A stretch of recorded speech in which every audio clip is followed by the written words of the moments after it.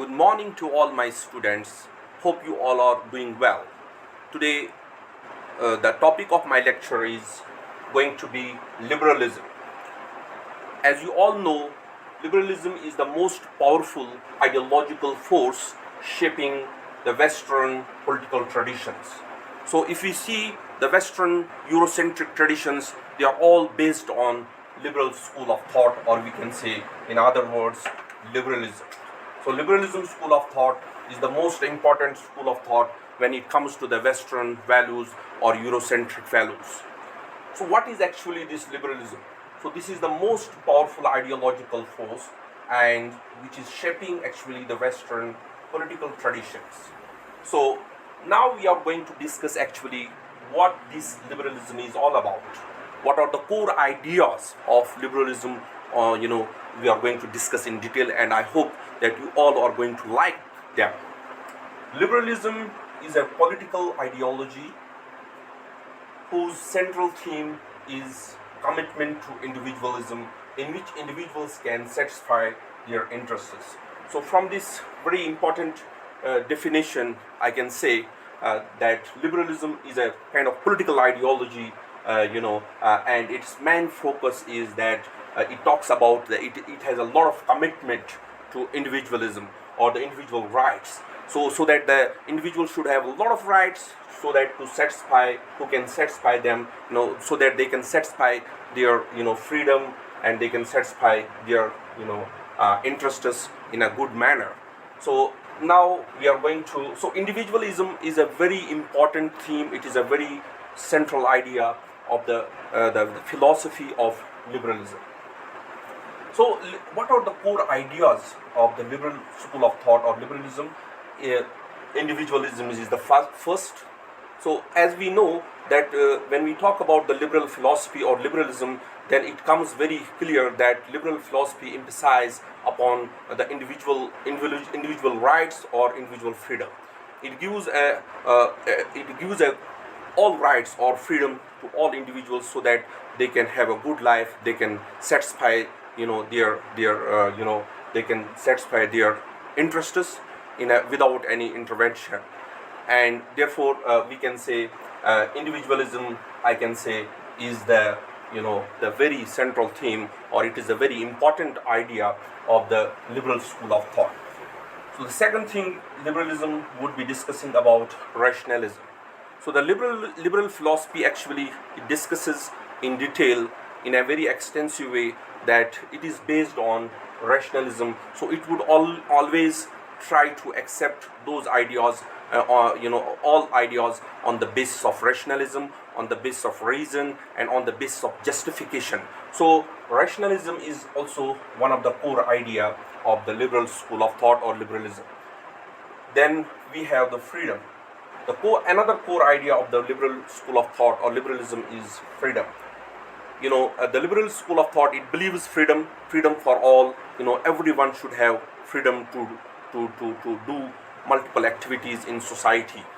Okay, because freedom is very important for for individual growth, for the development of the people, and in all walks of life. Therefore freedom is very important. Okay, and then another core principle is justice. The liberal philosophy believes in justice.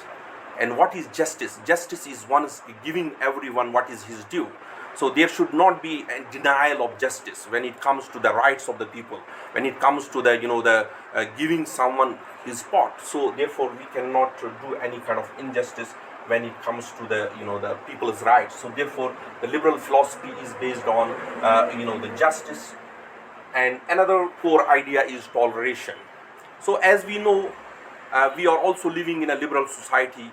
It is the very important characteristics of all liberal democracies that whenever anything happens, with people or anywhere anything happens, so they will always believe that we have to, initiate dialogue.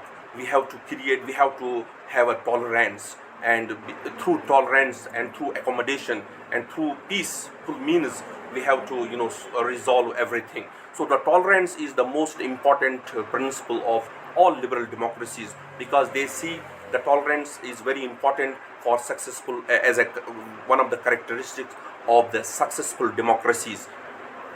And another thing is equality. This is also one of the core idea that equality means that all people should be treated, equally in terms of when it comes to the law. So that means the law should be applied for all equally without any distinction of caste, color, creed, religion, and place of birth. But there is also another notion that means when we talk about the equality, it means that equality is equal among equals and unequal among unequals. That is somehow different, very strong argument about the equality. So then the liberal society or the liberalism is based on the meritocracy. So it always promotes the free competition, and it always believes in merit. If there is, suppose for example, exam, and all people are allowed to submit their forms, but it will be decided who is in merit, who has more caliber, who has performed well in the exam. So on the basis of the talent of the people, they will be recruited in services. So because it believes meritocracy. And then there is a pluralism. As in liberal society, there is a multiculturalism. There are different kinds of cultures, the different people having different style and fashion, and talking differently, and having different dress, different sense, and different religions and cultures. And therefore and it believes that we need to respect every faith, we need to respect every culture, we need to respect every person in our society.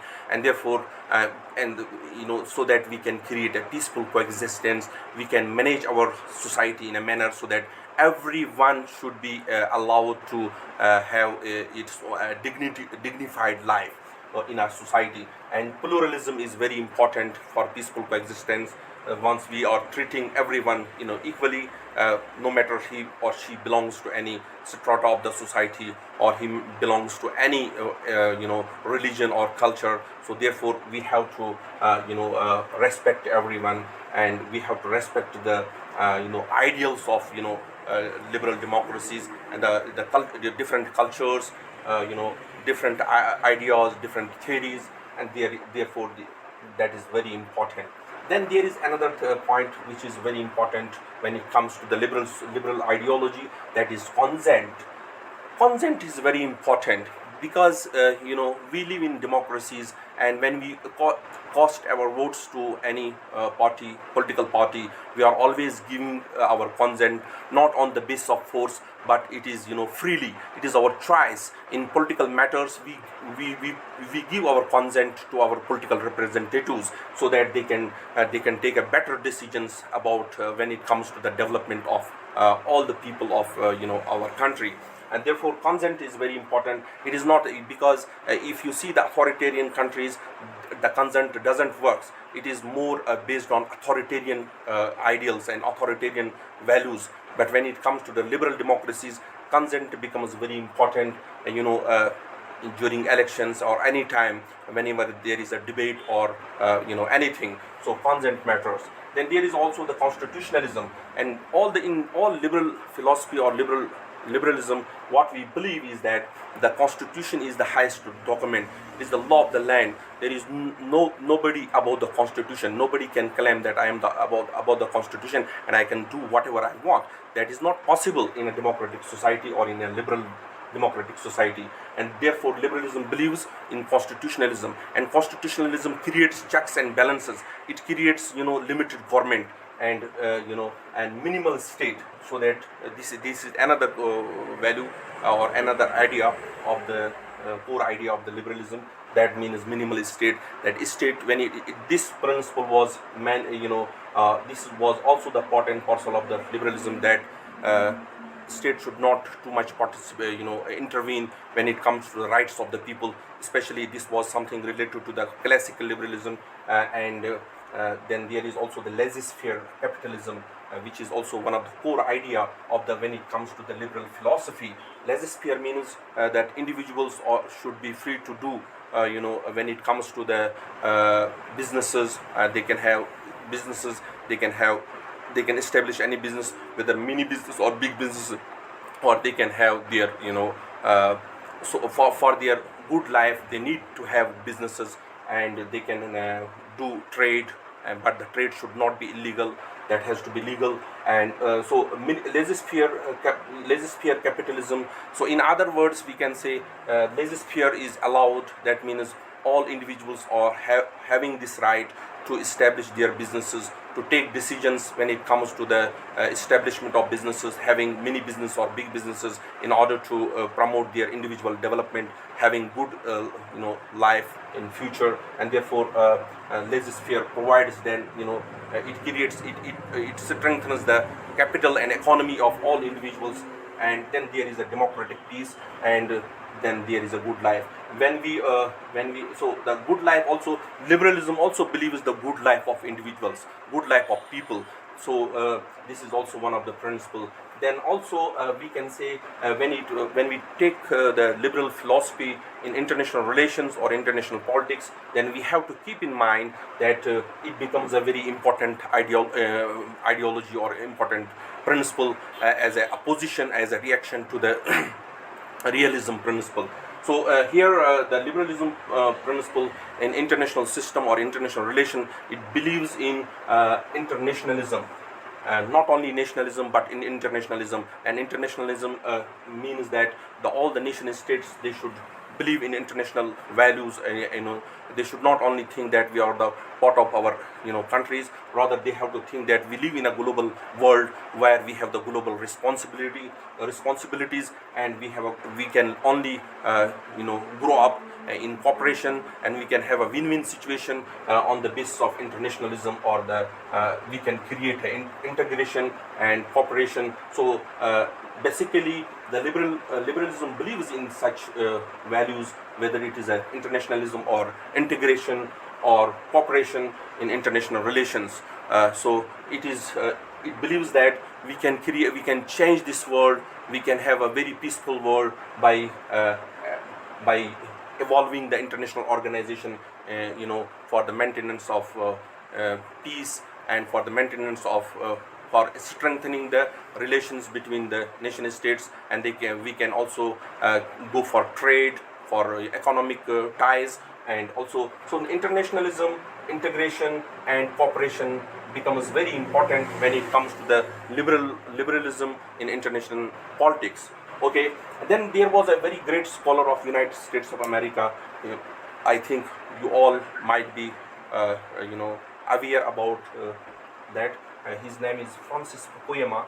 In 1992, especially after the end of the Cold War, once there was a Soviet disintegration, and what we have seen, he says, and let me just put his argument. What he says, he argued that the history of ideas had culminated with the final worldwide triumph of liberalism. So what exactly the message is here? That now we have seen one of the ideology got disintegrated. Now it is the era of liberalism, it is the era of liberal democracy. That is what message was given by Francis Fukuyama, and the world has accepted it. So that's what he wanted to say in this argument. And so these were all the important core ideas when it comes to the liberalism. And but we know there are many other ideology which actually criticizes, or which go as opposition to when it comes to the liberal ideology. For example, the communitarianism, for example, the Marxism. So as we know, in the world we have different paradigms, we have different ideas, and we have different philosophies, and that is very important, to know every philosophy, to know every thought, to know different points of view, and that makes a sense to safeguard this planet, and to give to listen everyone. And I think I have already finished my lecture here, and see you next time with my next lecture, with my coming lecture. Take care of yourself. Stay blessed. Thank you so much.